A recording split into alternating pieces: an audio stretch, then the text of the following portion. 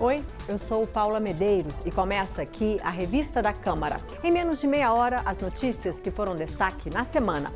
Benefício de prestação continuada, aposentadoria rural e capitalização vão ficar de fora da reforma da Previdência. Para compensar as perdas, a alíquota maior de imposto sobre o lucro dos bancos. É o que prevê o relatório do deputado Samuel Moreira, apresentado na comissão especial. O texto, que foi bem aceito pelo governo, deve ser discutido na próxima terça-feira. Pela primeira vez, o governo brasileiro vai quebrar a regra de ouro do orçamento federal, mas com autorização do Congresso. Foi aprovado o projeto que prevê a União se endividar em 248 bilhões de reais para cobrir despesas correntes. E você vai ver também. Na Comissão de Minas e Energia, o presidente da Petrobras falou sobre o preço do diesel, defendeu a venda de refinarias da empresa e o foco na exploração do petróleo. Doces e salgados ficam irresistíveis com a adição de gordura trans, mas ela pode fazer mal à saúde. A Comissão de Defesa do Consumidor discute uma legislação para reduzir ainda mais o uso da substância. Nos 4 anos da lei que ampliou os direitos trabalhistas de empregados e empregadas domésticas, o que era para ser comemoração virou reclamação. A categoria vem sofrendo com ganhos reduzidos e menor número de carteiras assinadas.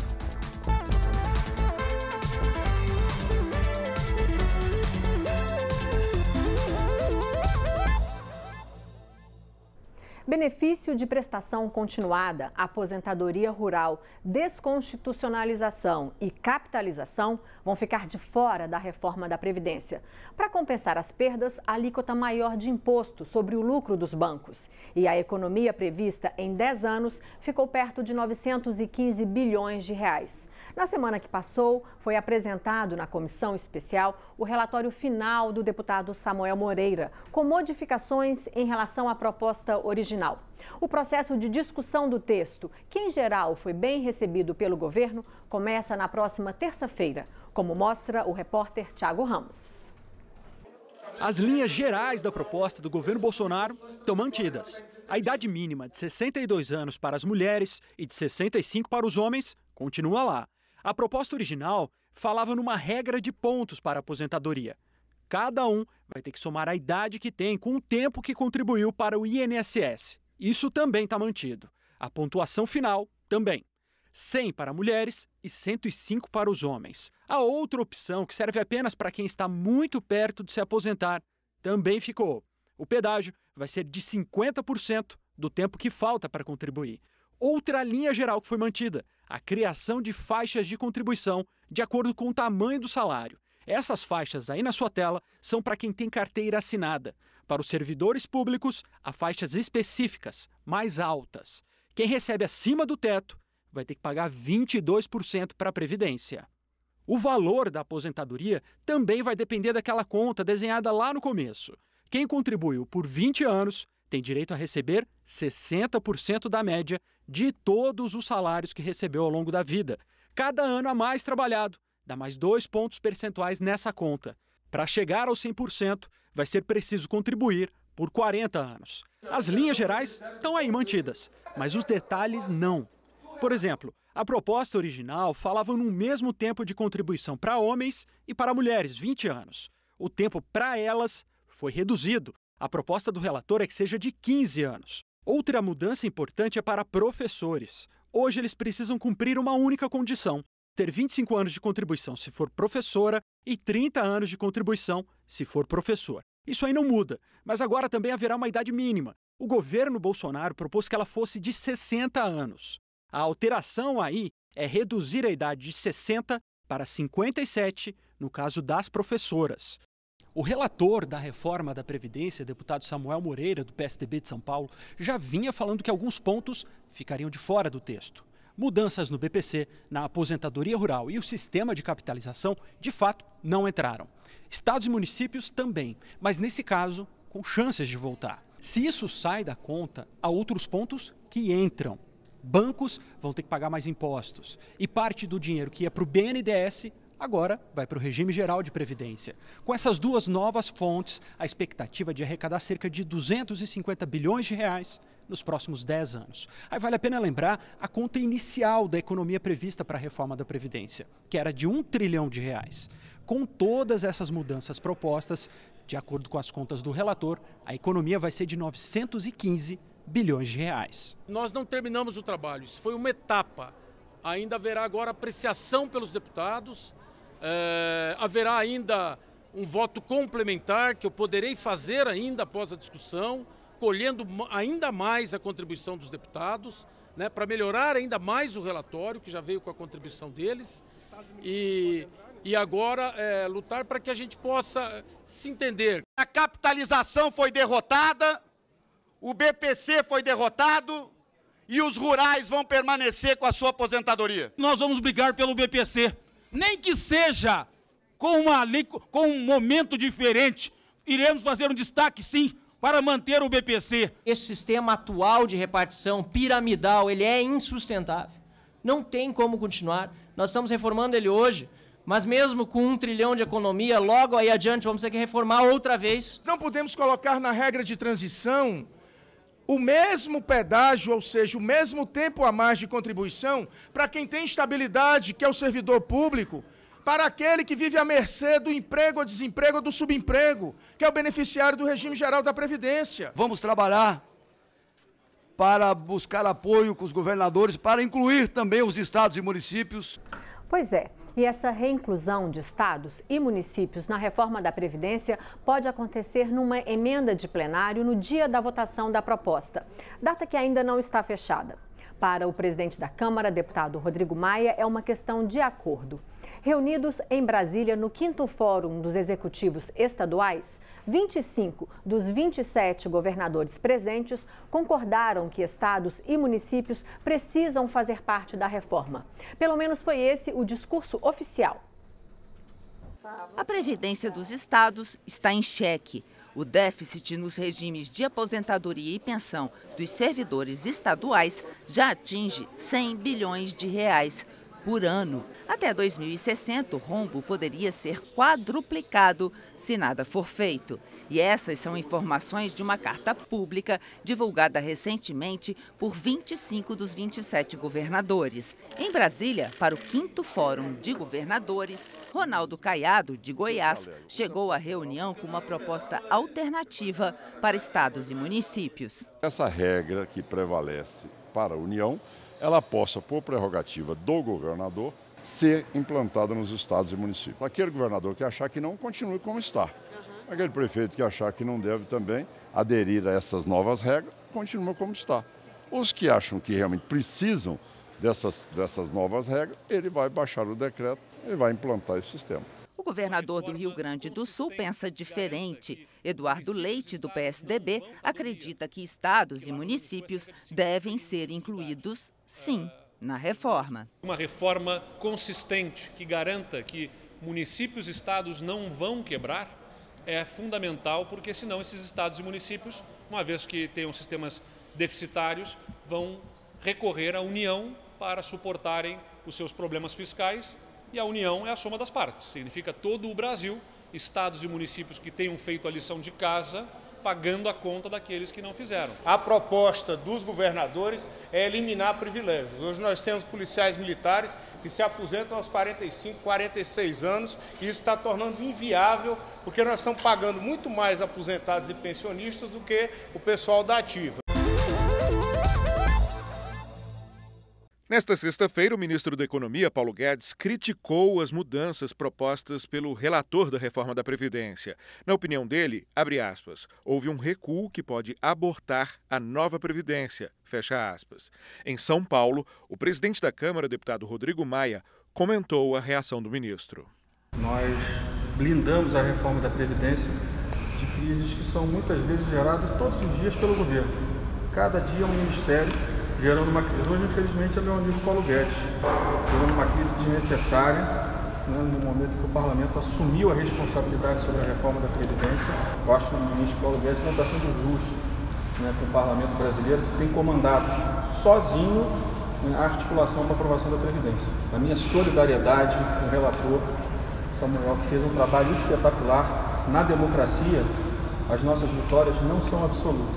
É isso que o ministro Paulo Guedes talvez não saiba. Na democracia existe uma coisa chamada parlamento, né, onde com diálogo se constrói maiorias. E nós estamos construindo a maioria que a sociedade quer para a reforma da Previdência.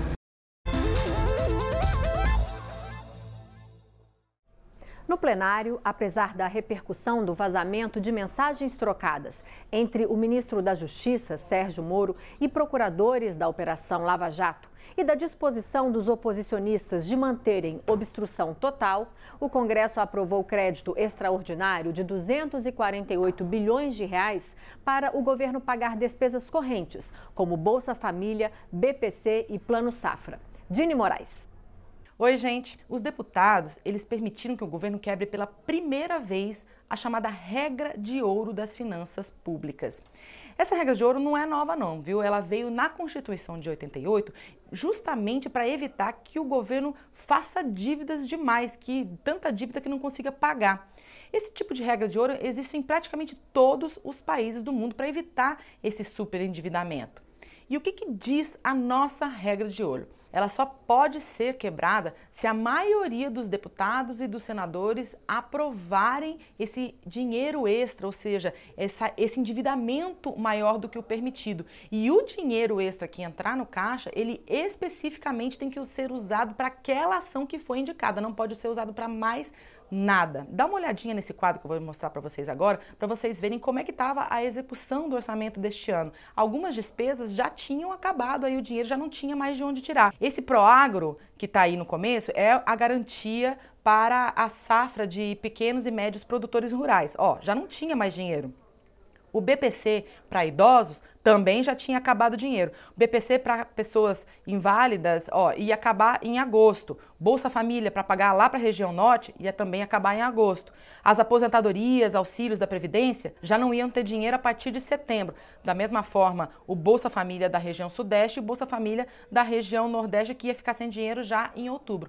250 bilhões de reais foi o que foi autorizado aqui por deputados e senadores para que o governo se endivide mais do que prevê a Constituição, mais do que permite a Constituição. É bastante dinheiro, vários parlamentares contestaram isso e o governo se comprometeu a não usar tudo. Se comprometeu a usar cerca de 147 bilhões de reais, que é o que disse que ele vai precisar aí ao longo do ano para pagar essas despesas. Todos os parlamentares, todos os deputados e senadores concordaram com isso. Mas esse acordo, ele só veio depois de uma negociação do governo com os partidos de oposição para desbloquear dinheiro para algumas ações que os partidos de oposição consideram importantes. Por exemplo, vai ser desbloqueado 1 bilhão para as universidades públicas brasileiras, 350 milhões de reais para bolsas de pesquisa, 1 bilhão de reais para a habitação popular do Minha Casa Minha Vida, mais de 500 milhões de reais para a transposição de São Francisco e por aí vai. Deputados e senadores da mesma sessão decidiram também derrubar 4 vetos presidenciais, fazendo com que esses trechos virem lei de verdade. Quais são eles? 1. Isenta aí de IOF e IPI os veículos híbridos e elétricos aí para deficientes e também para motoristas profissionais como os taxistas. Também permite que as fundações ligadas às universidades possam ser gestoras de fundos patrimoniais. Outro, isenta de reavaliação aquela pessoa que foi aposentada por invalidez por causa de HIV/AIDS, e também tem um ponto que livra os partidos políticos aí de terem que devolver para os cofres públicos as doações que receberam de servidores com função ou de comissionados.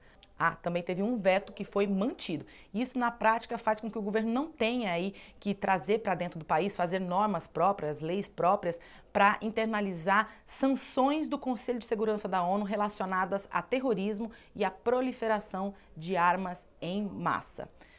Uma última coisa. Como eu sempre gosto de dizer, nem só de deliberações, nem só de votações vive o plenário. Os debates aqui são muito importantes. E esta semana, o debate que mais chamou atenção é sobre conversas que foram vazadas de um aplicativo de conversa pelo celular entre os procuradores da Lava Jato e o ex-juiz e agora ministro da Justiça, Sérgio Moro. Já há, inclusive, coletas de assinaturas para se formar CPIs para investigar tanto o vazamento das informações por parte de quem defende aí o ministro Sérgio Moro, quanto para investigar também a conduta dele para as pessoas que acham que ele não agiu conforme a lei. Bom, esses foram os principais destaques desta semana aqui no plenário. Eu volto semana que vem. Tchau, tchau. E foi aprovado na Comissão de Trabalho, de Administração e Serviço Público um convite ao ministro da Justiça, Sérgio Moro, para falar do caso das mensagens vazadas. A data ainda será definida. Na Comissão de Constituição e Justiça foi aprovado, sob protestos da oposição, um pedido do ministro-chefe da Casa Civil, Onyx Lorenzoni, para remarcar o depoimento dele sobre o decreto do governo que flexibiliza o porte de armas para a próxima terça-feira. Convocado para depor na última quarta, ele não compareceu, alegando compromissos já agendados. E você vai ver daqui a pouco na revista da Câmara. Doces e salgados ficam irresistíveis com a adição de gordura trans, mas ela pode fazer mal à saúde.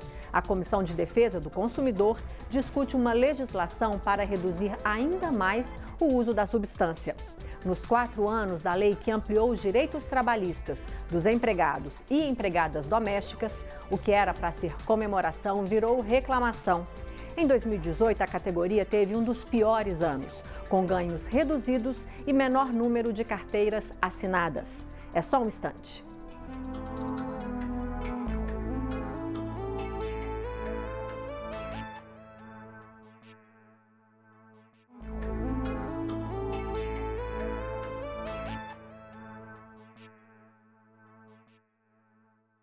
O ministro Celso de Mello, do Supremo Tribunal Federal, autorizou os empresários Wesley e Joesley Batista, da JBS, a não comparecerem à CPI do BNDES. O depoimento de Joesley Batista era esperado para a próxima terça-feira. O principal argumento dos advogados dos empresários é que os dois, por serem investigados, não podem dar informações que os prejudiquem. E o ministro Gilmar Mendes suspendeu a quebra dos sigilos fiscal e bancário do empresário Fábio Schwartzerman, ex-presidente da Vale, solicitada no dia 4 de junho pela CPI de Brumadinho. Gilmar Mendes manteve a quebra dos sigilos telefônico e telemático para apuração de ligações, mensagens, textos e e-mails, mas apenas relativas ao período em que Schwartzerman esteve na presidência da Vale. Por 8-3, o Supremo também decidiu que a lei do racismo será usada para punir discriminação contra homossexuais e transexuais. A decisão vai começar a valer uma semana após a publicação da ata do julgamento, o que só deve ocorrer no fim deste mês, e ficará em vigor até que o Congresso Nacional crie uma lei específica sobre o tema. Na Comissão de Minas e Energia, o presidente da Petrobras defendeu a venda de refinarias da empresa e o foco na exploração do petróleo. Roberto Castelo Branco também foi questionado sobre o preço do diesel e explicou que, neste ponto, há um desequilíbrio.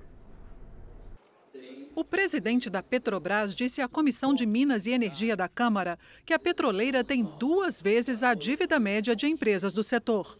Ele explicou a estratégia para redirecionar investimentos. As grandes companhias de petróleo têm feito o que nós queremos fazer.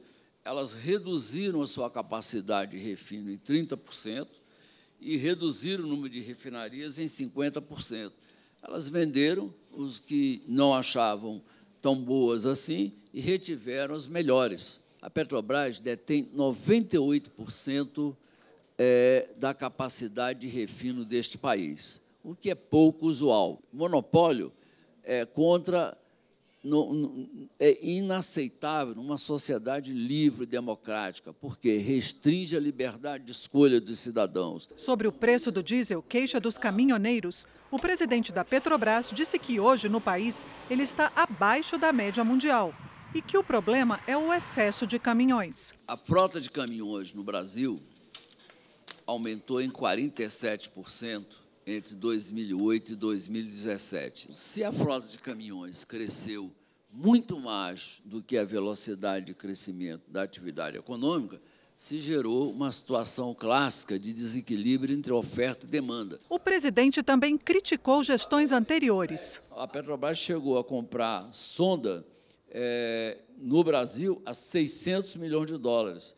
e depois comprou uma na Coreia, 180 milhões de dólares. Também é jogar dinheiro fora, transferir renda para alguns privilegiados. Deputados elogiaram o executivo. Fico muito feliz que a Petrobras agora, nesses novos tempos que o Brasil vive, ela retoma o seu caminho. Mas também fizeram questionamentos. Vejo a Petrobras com pouco apetite ou até coragem de enfrentar esse cartel das chamadas distribuidoras no Brasil. Por que o governo insiste em negar que o petróleo ainda é um elemento central na geopolítica mundial? Como é que fica uma situação dessa, de bilhões de dólares investidos? Quanto a Petrobras está gastando para ressarcir esse impacto social no município de Itaboraí? O presidente da Petrobras respondeu a todos os deputados. Você pode conferir as perguntas e as respostas na página da Comissão de Minas e Energia no portal da Câmara. O endereço é www.câmara.leg.br. Já foi bastante divulgado que o uso da gordura trans, aquela que dá mais sabor a alimentos industrializados, causa danos à saúde. A Comissão de Defesa do Consumidor discute uma legislação para reduzir ainda mais o uso da substância. Você sabe o que é gordura trans industrial? É um tipo de óleo barato que deixa alimentos mais saborosos, crocantes e duráveis. O problema é que gordura trans faz mal, porque inflama as artérias e aumenta o risco de diabetes, Alzheimer, câncer e principalmente doenças do coração, que são as que mais matam no Brasil e no mundo. A recomendação da Organização Mundial de Saúde é reduzir o consumo. Esse foi o assunto de uma audiência pública na Câmara dos Deputados. A gente vem vendo cada vez mais a precocidade de doenças crônicas que antes a gente identificava só em adultos, em pessoas a partir de 60 anos de idade. A gente já começa a ver crianças, às vezes, com 5 anos, com obesidade, colesterol alto. Isso é tudo muito relativo à má alimentação e à gordura trans nesses alimentos. O Brasil já exige que os rótulos dos alimentos informem a presença de gordura trans e limita o uso em alguns produtos, como fórmulas infantis e suplementos. Agora, a Anvisa está avaliando limites para todos os alimentos, com apoio de organizações de saúde e de defesa do consumidor. Nós precisamos de um limite definido por lei ou por processo regulatório da própria Agência Nacional de Vigilância Sanitária. O representante das indústrias de alimentos concordou que é preciso ter regras e disse que os fabricantes já estão pesquisando alternativas. O relatório de um projeto de lei do Senado em avaliação na Câmara aceita um limite de 5% de gordura trans nos alimentos.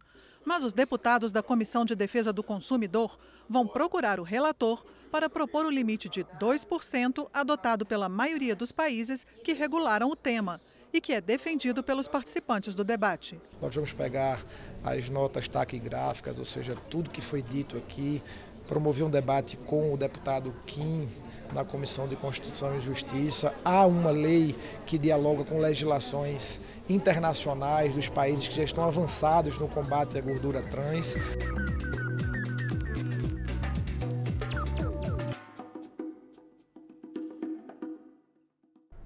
Na semana que passou, a Comissão de Legislação Participativa realizou um debate sobre os 4 anos da lei que ampliou os direitos trabalhistas de empregados e empregadas domésticas. Mas o que era para ser comemoração virou reclamação.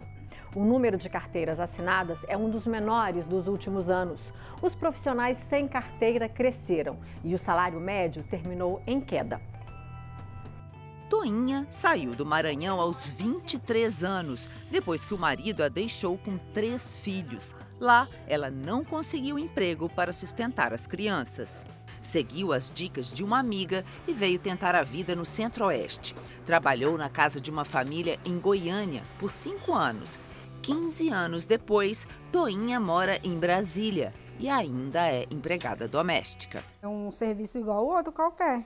E é bem puxado. Agora tem direito, igual as outras, e assim, quem trabalha fechado na empresa. A chamada PEC das domésticas concedeu ao trabalhador doméstico parte dos direitos garantidos na CLT, a consolidação das leis do trabalho, jornada de trabalho de 8 horas diárias e 44 horas semanais, pagamento de horas extras, intervalo durante o expediente, além do Fundo de Garantia por Tempo de Serviço, o FGTS.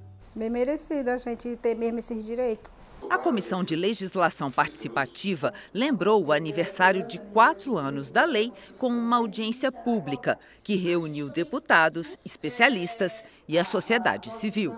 Foram direitos que a doméstica não tinha. Foi direitos que a gente lutava e não conseguia. Apesar de não ser um momento de comemoração devido aos números que mostram, né, a situação hoje, foi uma vitória, foi uma conquista. Os números citados pela Janaína são recentes, desse ano, da Pesquisa Nacional por Amostra de Domicílios do IBGE, a PNAD contínua, e revelam que desde 2014 vem aumentando a quantidade de trabalhadores domésticos no Brasil. Em 2018, somou 6.024.000 pessoas, o maior número em 7 anos. Mas, em contrapartida, houve uma queda nos trabalhadores com carteira assinada. Desde 2016, os empregados domésticos com o documento encolheram 11,2%. Isso significa que a informalidade aumentou.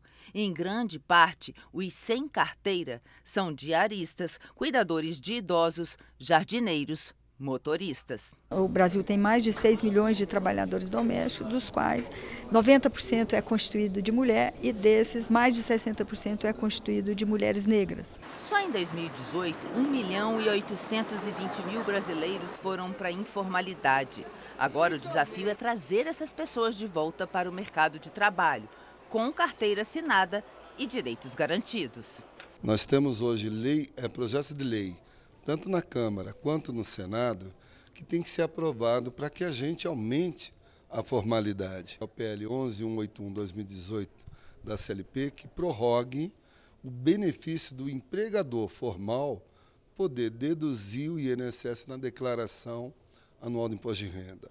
O outro projeto, 8681/2017, do deputado André, também solicitado pela Doméstica Legal, nós estamos pedindo que haja também um benefício para o empregador doméstico que está em débito, ou irregular, ou informal, que ele possa parcelar com estímulos, como é dado às empresas, com isenção de multa, com redução dos juros de mora. O que nós tínhamos que estar trabalhando é para, como disse aqui a presidente da Federação das Domésticas, ampliar os direitos, né? E nós estamos vivendo um momento muito difícil, que nós temos que estar fazendo resistência para poder garantir os direitos que nós conquistamos às duras penas.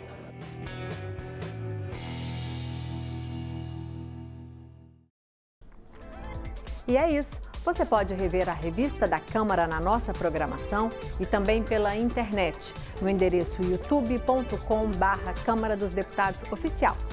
Até a próxima. Tchau!